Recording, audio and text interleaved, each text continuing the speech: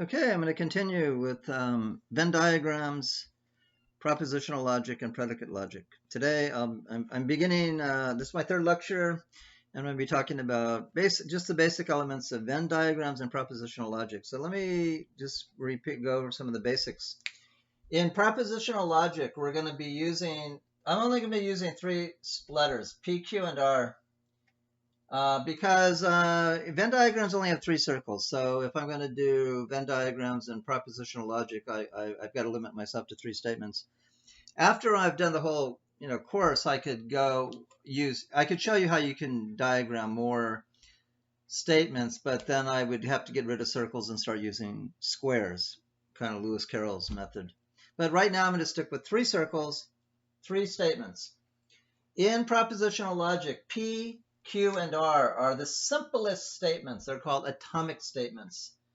They're the simplest statements. So P, Q, and R, these are all sentences. I'll call them sentences. Some books call them sentences. Some books call them statements. Some books call them WFFs, standing for well-formed formulas. So these are formulas, but they're well-formed formulas. Anyway, P, Q, and R, these are sentences in propositional logic. They can stand for simple statements like today is Monday, it's raining outside, whatever you want them to stand for. So it doesn't really matter. P, Q, and R, they stand for simple statements. And then I showed you in the last diagram how we can draw a circle, and the circle can represent these statements. So if I draw a circle P, if I want to say that P is true, then I would be inside the circle. And if I want to say that P is false, I'd be outside the circle. P is true. This means inside P is true, and it means here P is false. Okay, now I'll develop this later, but let me just go over. I'm going to show you how you can make other longer statements from these, from P, Q, and R. So I'll use the letter P and Q. Okay, I'll just do two-letter statements right now. First of all, I'll start with just one letter. I'll start with P. Let's say we have P. So I'll call that line 1. So P is a sentence. Anything I put, that's a sentence. Or it's a well-formed formula, WFF. It's a statement. It's a sentence. P is it means something in propositional logic. It refers to statement P or the proposition P. 2, if P is a sentence, which it is, you can put a negation sign in front of it, and then you get not P. So, if, for example, if P means today is Monday, I'll just say, let's say today is Monday, then not P would be today is not. It's not Monday. Okay? Line 3, I could put Q here, because Q is a statement. So all of these are going to be statements. If Q is a statement, then not Q is a statement. Okay, so now we have P is a statement. That's an atomic statement, an atomic formula. As soon as you do anything to the statement, it's no longer atomic. This is now a compound expression, not P, because I put a negation sign in front of it. This is a compound expression or formula or sentence. Now I'm going to introduce what are called the logical constants. In fact, this is a logical constant. The tilde or the negation sign is a logical constant. So there's only a few of them. There's this, that means not. Then there's the ampersand, which means and. Some books will use a dot. They'll use the dot. Okay, it means the same thing. Or some use this. Okay, but I'm going to use the ampersand. So I'll use the ampersand. I'll do this right.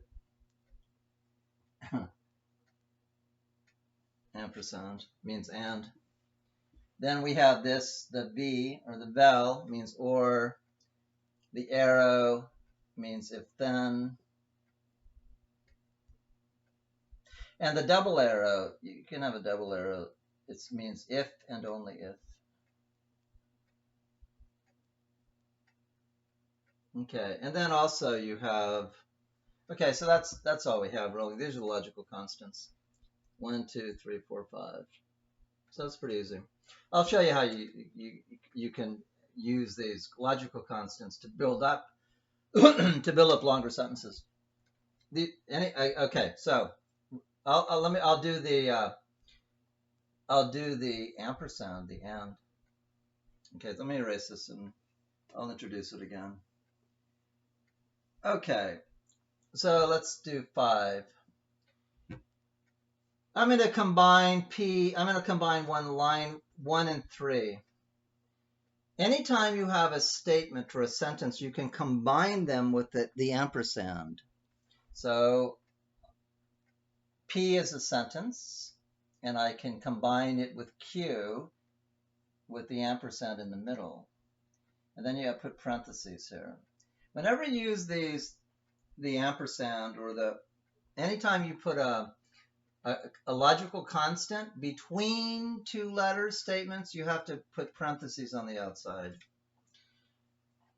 Okay, now that's now a sentence. I'll show you another one. Here's another line. Now we're on line 6. What else? Well, P is a sentence and not Q is a sentence. So now we can make another compound sentence up. We can say P and not Q. Okay, so that's all fine. That's fine. Now, one of the rules is that you can always negate a sentence by putting a negation sign in front of any sentence. So this is a sentence, line 5. That's a sentence, right? Parenthesis P ampersand Q parenthesis. Now I could negate it, so I could put a tilde in front of it. So now I could say it's not the case that P and Q. Okay, that's fine. Let's say I have Q. Let's combine 3 and 5. Okay, so if you're going to combine two sentences, you got to put the parentheses on the outside, right? So I'm going to combine 3 and 5 with the ampersand. So I'll say Q, and now just copy this whole thing, P and Q.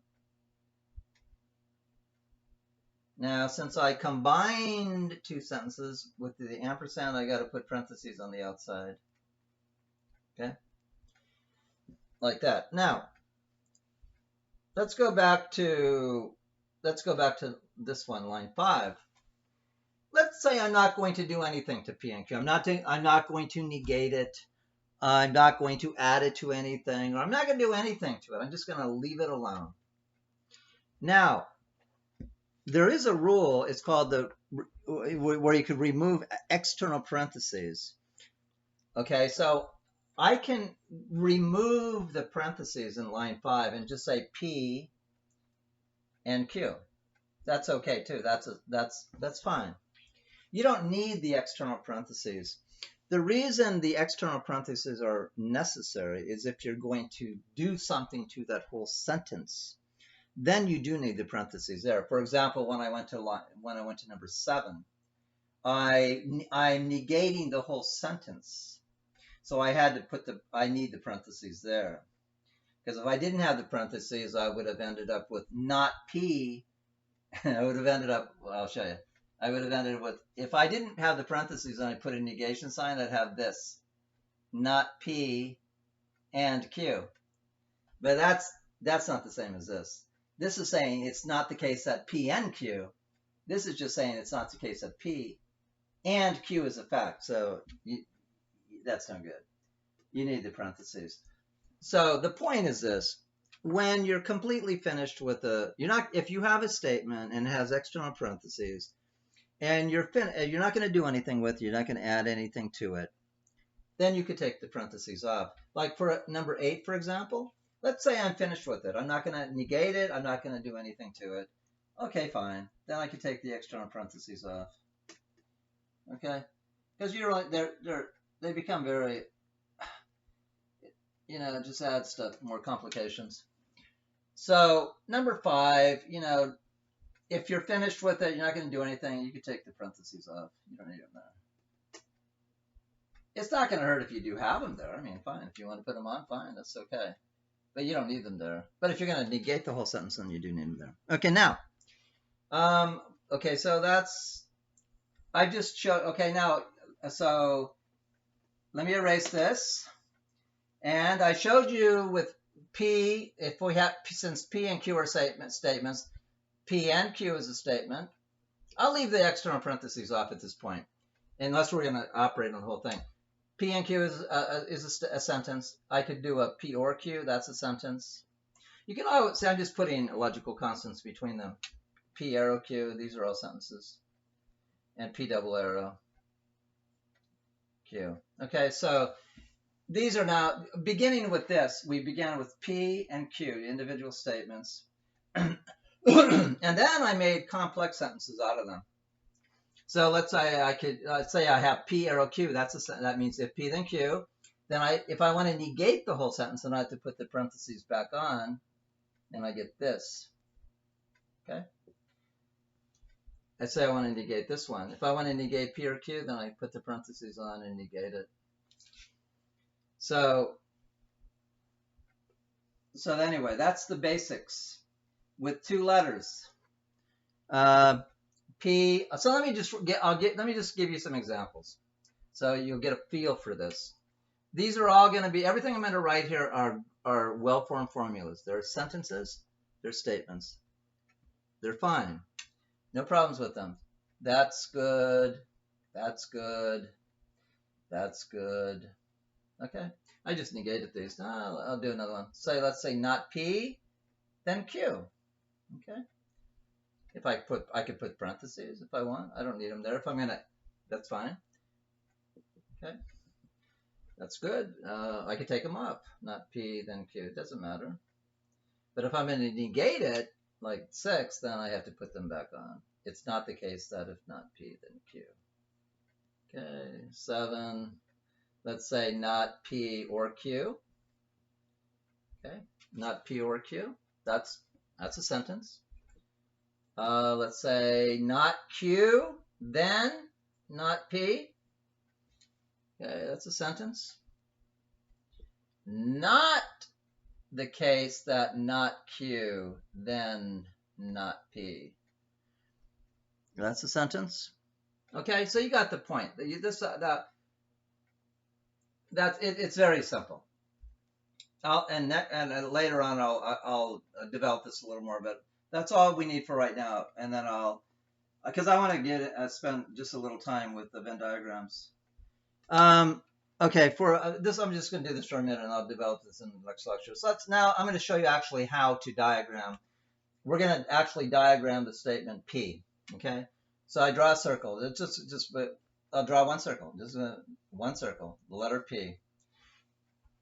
If I want to diagram this statement, we know that inside P means P is true, and outside P means P is false. But so here's the point. P can be true or false. Okay, now I'm going to put another P here. You might think this is kind of strange, but really it's very important. P is true when P is true, and P is false when P is false. Okay, that should sound obvious. You might say, what's the big point? I'll show you the big point.